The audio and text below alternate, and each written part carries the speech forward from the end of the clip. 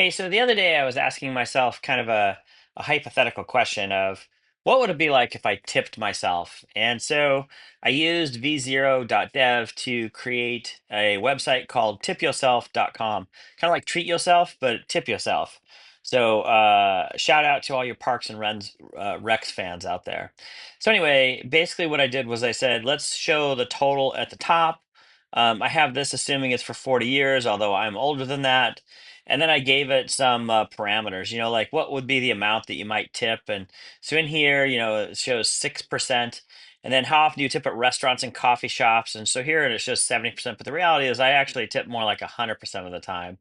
And then, include an expected annual return and of course start age and stop age. Now it goes ahead and remembers the start age and stop age for you. But that's, essentially what I put together. It's just a way for you to visualize what it might be like to have a positive impact on your finances by tipping yourself. And so the way that I did it was pretty straightforward. I just came up with a short description of what I wanted to do and pasted that into v0.dev. And then, I asked for a few different improvements, right? So, for example, this duplicating the total at retirement at the very top so that if you're on a mobile app, it's easy for you to take a look at it. And then I started to go ahead and add a little bit more information on here. So, I wanted to make sure people knew who made this, and then I wanted to make sure that they showed a compound growth percentage.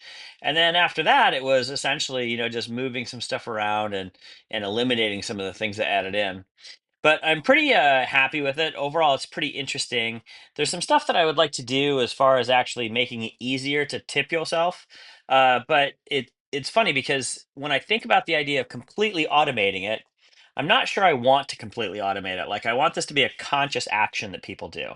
And so I've done it the last couple of days and it's kind of fun. So that's tipyourself.com that I made with v0.dev. Hope it inspires some creations for you.